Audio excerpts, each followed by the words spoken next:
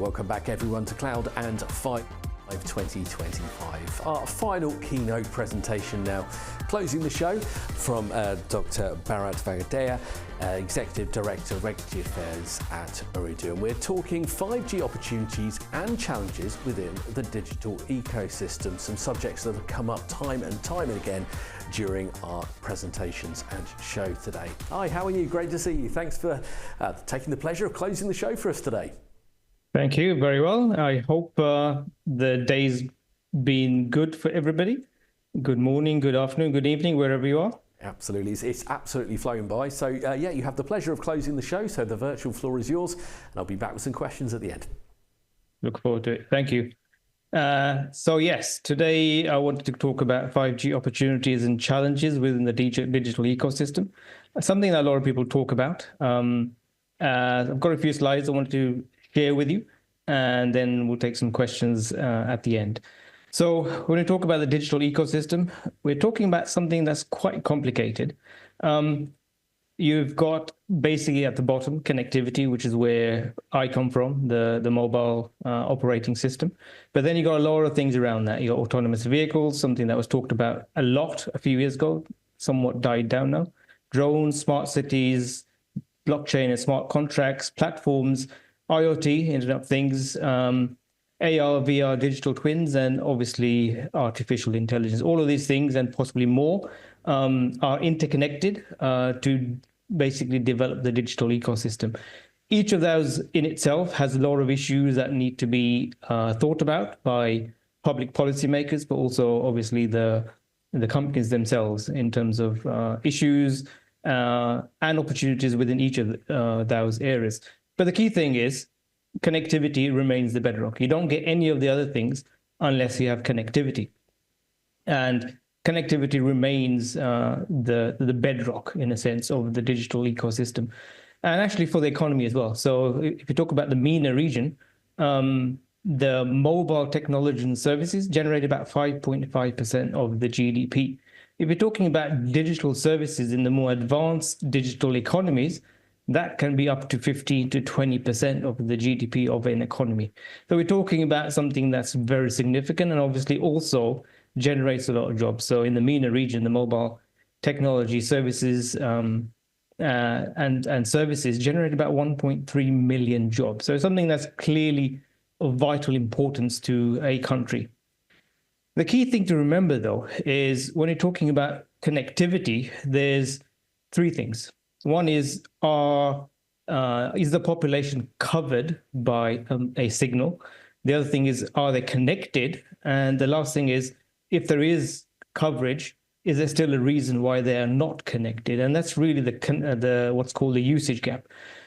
So we have a lot of people, and actually in terms of the MENA region, for instance, we have something like 47% of the population in 2023 that had coverage, had a signal, but were not using the mobile internet.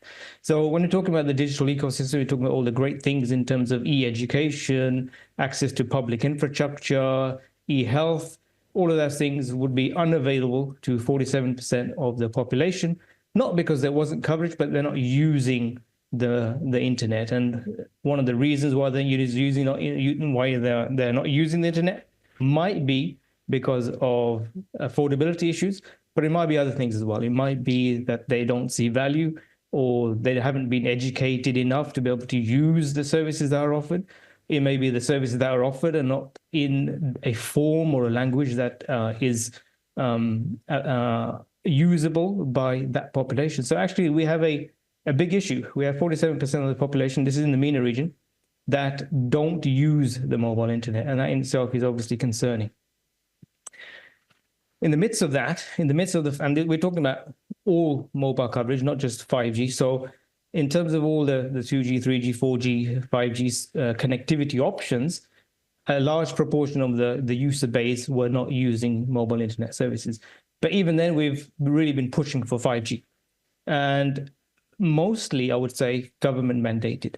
So a lot of governments have been pushing for the rollout of 5G services, mainly because they believe it's the bedrock of the digital ecosystem, and therefore we need 5G for the digital ecosystem.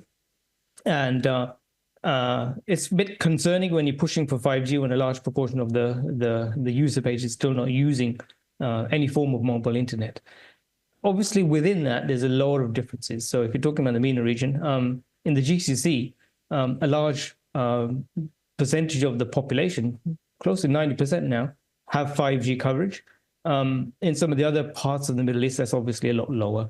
But those numbers will grow. So by 2030, up to 50% of the population will have 5G coverage across the region. And obviously, in some of the more advanced countries, we're already there.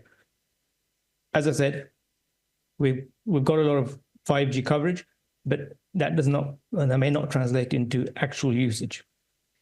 The issue for mobile operators, obviously where I'm coming from, and obviously I should say this is obviously my views, not necessarily Ooredoo's views. And I've got some charts here which are mainly European mobile operator data, but to be honest, the story is largely the same, whether you're talking about the MENA region, whether you're talking about the Asia-Pac region. The US is slightly different, and I'll come on to that later. But what we have is basically exponential growth in data usage. At the same time, you have decreasing or stagnant revenues. And also with the advent of new technologies, you have increases in the requirements for CapEx. And at the same time, the markets have not really been valuing the sector as much as they have been valuing some of the other players along the digital value chain. So if you look at the market cap from 2015 to 2021, the telco players, and this is again largely European telcos, their value market cap decreased by 40%. But if you look at some of the other digital players, mainly the large digital platforms, Alphabet and Meta and Amazon and so on, their value increased up to 400% during that period. So clearly there's a difference in terms of players along that digital ecosystem. That in itself leads questions to a return on capital employed. Again, some data here, mainly Europe again, but I think the story holds true for most of the telcos across the globe.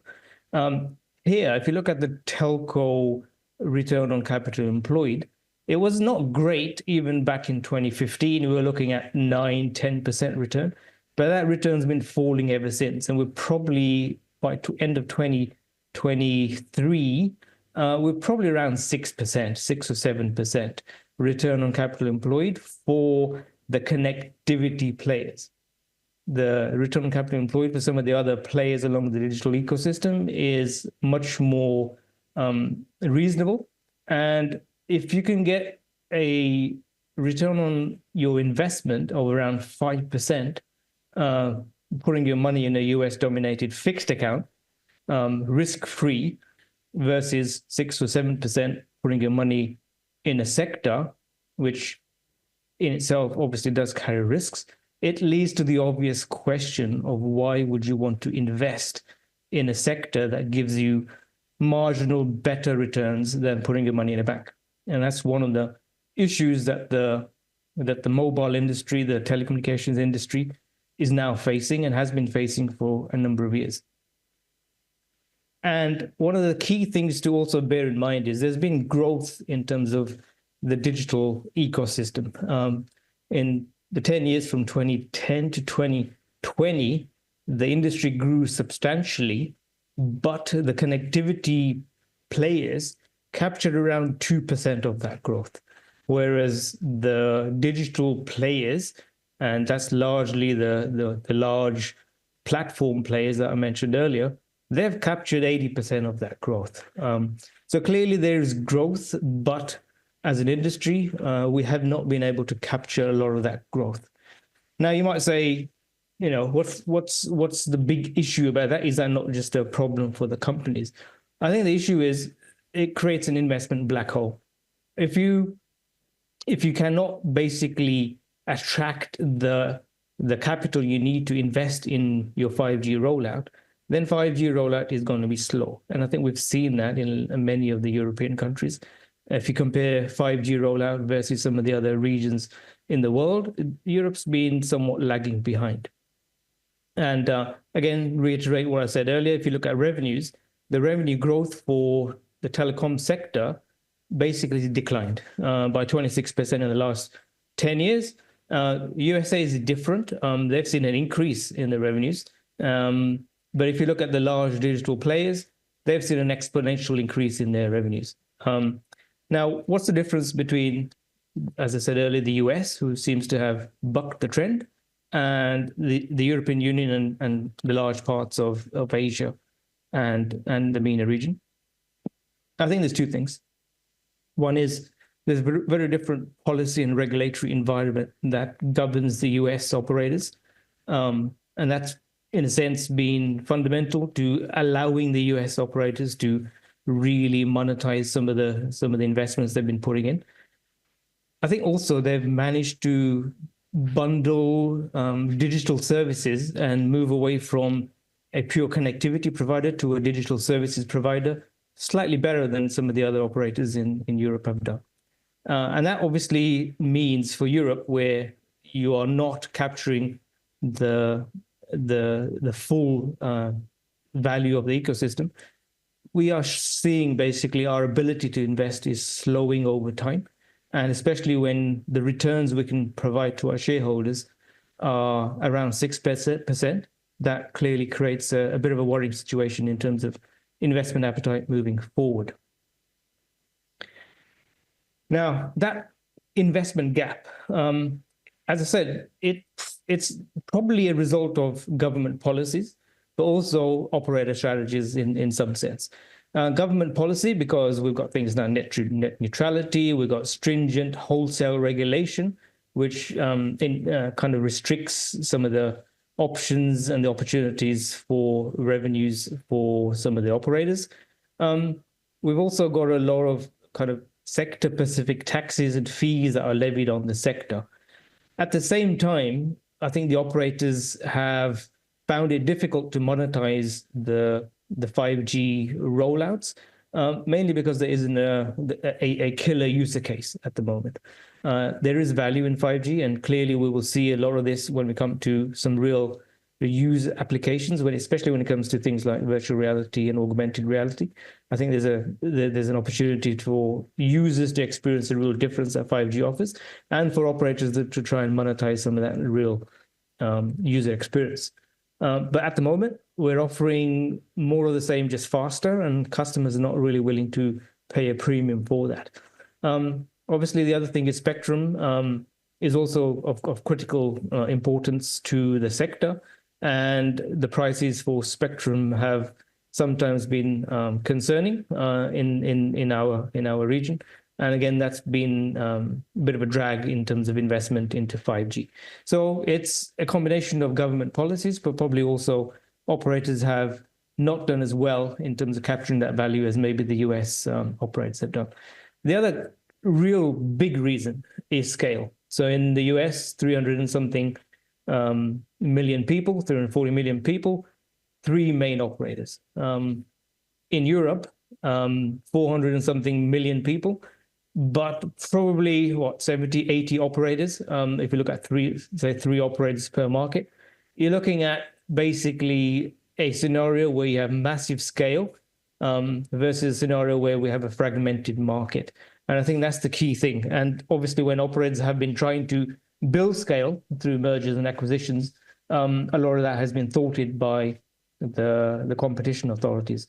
So that's, again, been one of the issues that the sector has faced, that we don't have the scale to be able to compete in that sense.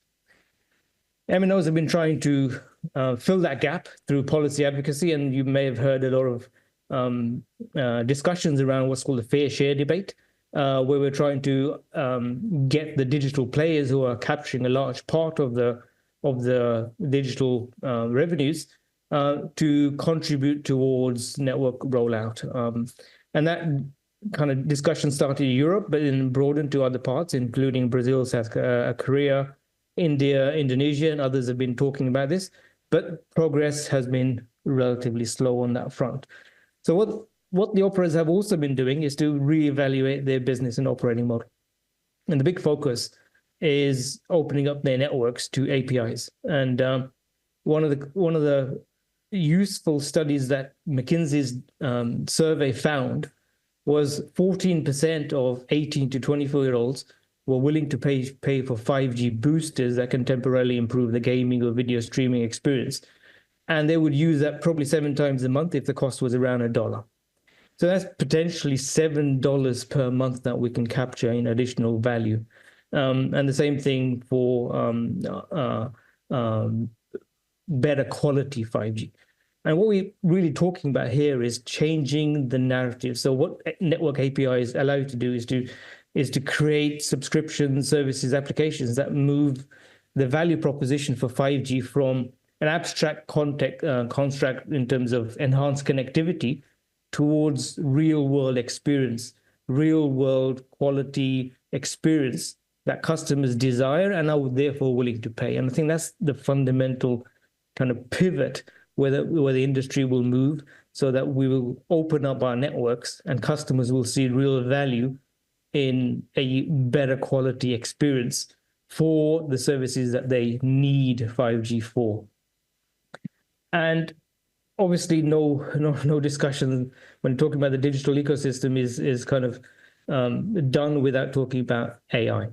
And again, as I said earlier, the fundamental building block for AI is still connectivity. Without high-speed, reliable connectivity, you don't have any of the other items sitting above that. You clearly, and that's the bit that nobody sees in a sense, and that's unfortunately the scenario where this is fundamental to a lot of the digital ecosystem, but it's taken for granted. I think that's one of the key messages that I want to come across today. The other one is data centers. There's a lot of investment going into data centers to support AI, and you kind of the financial markets are really focused on data center investments, and quite rightly so. And I think a lot of operators are also looking into that. You have the AI chips themselves, the GPUs, and this is a lot of talk about geopolitics around that. And then you have the AI systems, which is what the public sees, and obviously in the news again, given what's happening with ChatGPT and the competitors to that. So again, a lot of activity on that front in terms of infrastructure for AI. And what we also see is in one of the key, as I said earlier, the areas where the financial markets are interested in is data centers. And I won't go into the detail on this slide, but the key thing is the trends we see globally are basically the same in the MENA region, for instance, in terms of the need for data centers and the growth in terms of international connectivity. And we will see basically a massive increase in terms of the requirement for data center capacity over the next few years. And one of the implications of this in terms of increased appetite for data centers, in terms of demand for data centers to host AI systems, is that a lot of mobile operators have been carving out their data centers. And we obviously, as a business, have a lot of data centers that we have invested and built over time for our own needs. But we're trying to carve out the data centers into separate lines of business so that we can actually focus on the opportunity, the larger opportunity that is out there.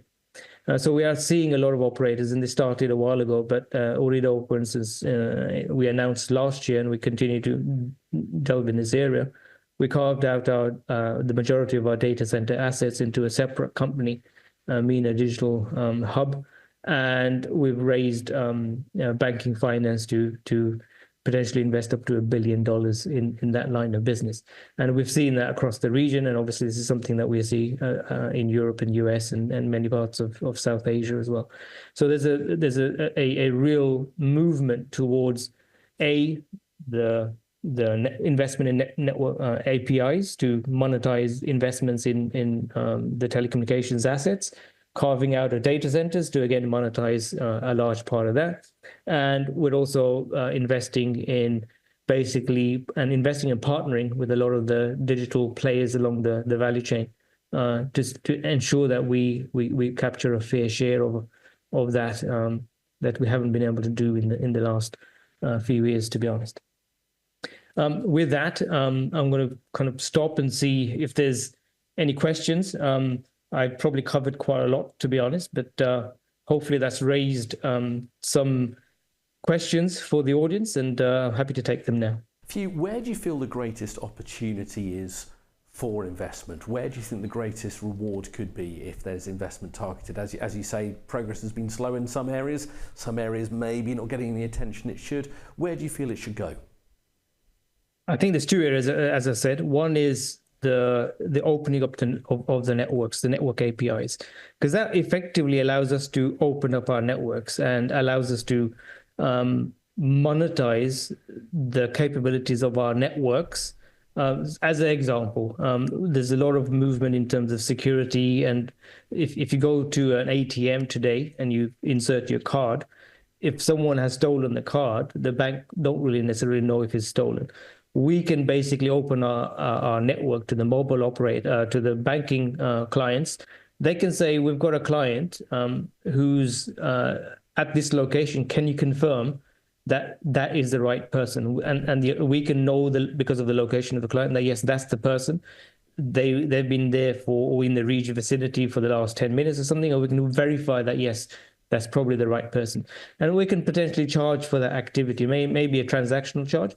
But you can see that if there's billions of transactions that are happening, we can help with the security for the banks and of the customers, but providing that level of intelligence that we have in our networks to really secure those transactions. But then we can try and monetize that ourselves as well in that process. That's one example, and there are probably hundreds of different applications that you would see when we open up our networks to other B2B kind of players in the value chain. So that's one. And the other one was obviously, as I said, data centers. I think there's a lot of movement around AI, a lot of movement in terms of cloud and bringing things to the edge of the network. So again, I think there's a huge opportunity in terms of data centers and the whole AI kind of boom that we are seeing now. So we would be the infrastructure providers to the AI movement in that sense. As you say, there's an astonishing number of opportunities out there. I'm so sorry, we are totally up on time for the show now, but thank you so much for closing the show for us today. So much detail in there, absolutely fascinating. Thank you so much for joining us and closing the show at Cloud and 5G Live. Thank you very much. It's been a pleasure. Thank you very much indeed.